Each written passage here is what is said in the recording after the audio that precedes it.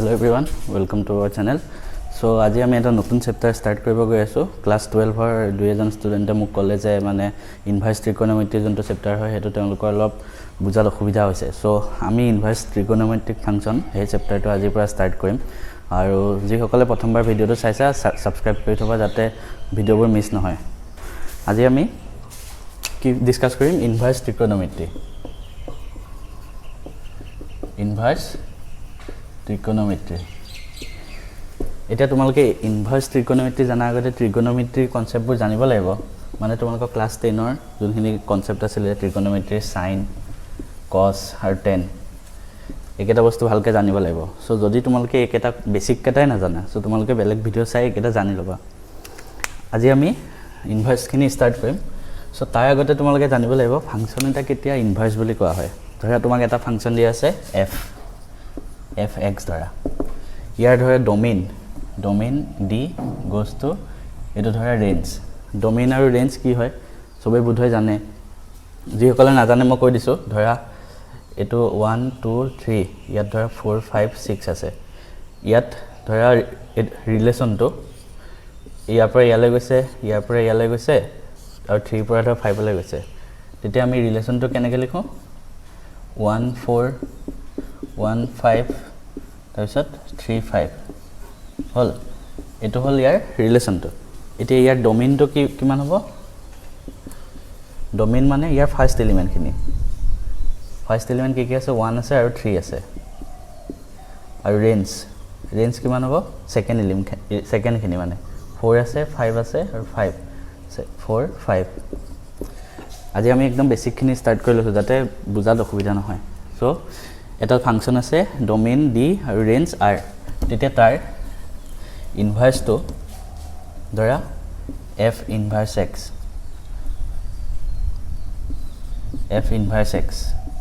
এটো ধৰা ইয়াৰ ইনভাৰ্স এটো ইয়াৰ ডোমেইন আৰু ৰেঞ্জ এটোটা উল্টা হৈ যাব ইয়াৰ ডোমেইন ইয়াৰ ৰেঞ্জটো হ'ব আৰু ইয়াৰ ৰেঞ্জটো হ'ব ইয়াৰ ডোমেইনটো মানে দুটা উল্টা হৈ যাব তেতিয়া এটো ইনভাৰ্স হল বুলি কোৱা হয় ঠিক আছে সো এতিয়া তোমালকে চাবা কেনেকৈ আমি ত্ৰিকোণমিতিৰ ক্ষেত্ৰত ইনভাৰ্সটো উলিয়াও ধৰা মই সাইনৰ ক্ষেত্ৰত কৈছো sin x এতিয়া এটো যদি আমি গ্ৰাফটো sin x ৰ ফুট কৰো sin x ৰ গ্ৰাফ ধৰা এফালে কি থাকিব x আৰু এফালে sin x এতিয়া sin x ৰ সদায় গ্ৰাফটো কেনেকুৱা হয় এনেকৈ গৈ 0 মাজত যায় তাৰ পিছত আহে এটো 0 ৰ মাজেৰে যায় এতিয়া এটো 0 এটো কিমান হয় পাই হয়নে নহয় এখিনি লৈকে π/2 আৰু এখিনি -π/2 এতিয়া তোমালকে চাবা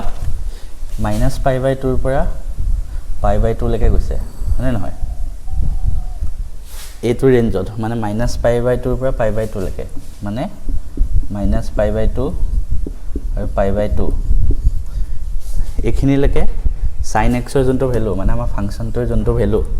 হেতু কি হয় ইউনিক হয় মানে ধৰা ইয়াৰ কাৰণে যোনটো ভ্যালু আহিব ইয়াৰ কাৰণে বেলেগ সো এই ৰেঞ্জটোৰ ক্ষেত্ৰত আমাৰ ফাংচনটোৰ ভ্যালু ইউনিক হয় therefore আমি এটো ৰেঞ্জত sin ৰ ভ্যালু উলিয়াম এতিয়া হেতু কাৰণে তোমাৰ sin ইনভাৰ্সত এটো এনসাৰ আহে কিন্তু তুমি যদি ধৰা sin x লোৱা sin x তাৰ ডোমেইন হ'ব এটো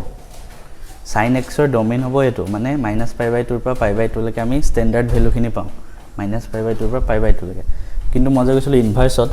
sin ইনভাৰ্স যেতিয়া হয় ইনভাৰ্স হলে ইয়াৰ ডোমেইনটো ৰেঞ্জ হৈ যায় মানে sin ইনভাৰ্সৰ এটো কি হ'ব ৰেঞ্জ হয় বহুতৰ কাৰণে টান লাগিব পাৰে এখিনি জাস্ট বেসিক হয় সো আমি নেক্সট খিনি স্টাৰ্ট কৰিলে বুজি পাই যাবা তোমালকে মোস্ট ইম্পৰ্টেন্টলি ইনভাৰ্স খিনি উলিয়াওঁতে ফাৰ্স্ট একেটা বস্তু জানিব লাগিব sin cos tan গুটেই ছটা ফাংচনৰ জানিব লাগিব ফাৰ্স্ট মই তিনটাকে লিখিছো যাতে তোমালকে একেটা ভ্যালু কেটা মনত ৰাখোতে বহুত টান হয় কিন্তু মই যোনটো ট্ৰিক শিকাম অতি সহজতে তোমালকে গুটেই কেটা এই তিনটা ফাংচন আৰু বাকি তিনটা একেলগে উলিয়াই দিব পাৰিবা সো কি লিখিছো ফাংচন আৰু ৰেঞ্জ এইটো এইকেইটা আমাৰ ইনভাৰ্স ফাংচন আৰু এই ইনভাৰ্স ফাংচন কেইটাৰ ৰেঞ্জ কি মানে এনসাৰ কি ওলায় এইকেইটাৰ ভিতৰত ওলায় এইটো এতিয়া আমি কেনেকৈ জানিম ঠিক আছে এই ফাংচন কেইটাৰ ডোমেইন কেইটা তোমালোকে নাজানিলেও হয় ইমান ইম্পৰ্টেণ্ট নহয় সো মই ৰেঞ্জ কেইটাতে আহিছোঁ এতিয়া কেনেকৈ জানিম আমি যে কোনটো কি হয় এতিয়া এইটো 0 থাকে এফালে পাই থাকে এফালে π/2 এফালে -π/2 হয় এতিয়া ফাৰ্স্ট তোমালোকে এই তিনটা মনত ৰাখিব লাগিব কেনেকৈ ৰাখিবা চাবা ফাৰ্স্ট কি আছে sin ইনভাৰ্স x আছে হয়নে এই তিনটাৰে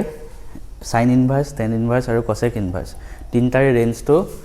-π/2 ৰ পৰা π/2 ৰ ভিতৰত আছে দেখিছানে মানে -π/2 ৰ পৰা π/2 এইখিনি ভিতৰত থাকে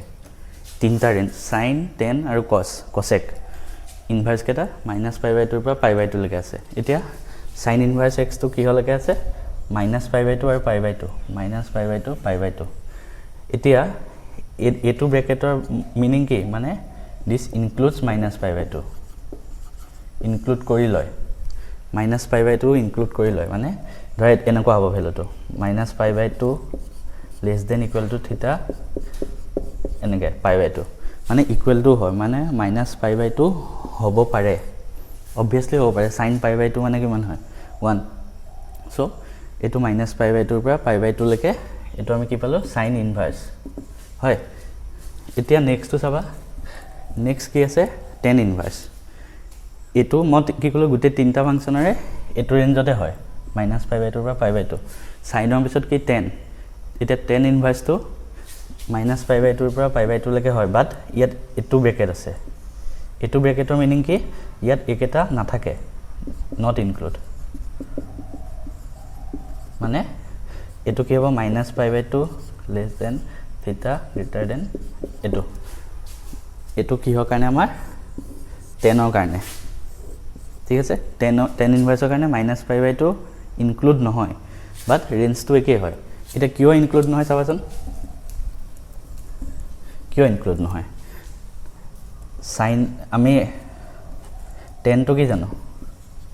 tan equal to sin by cos হয়নে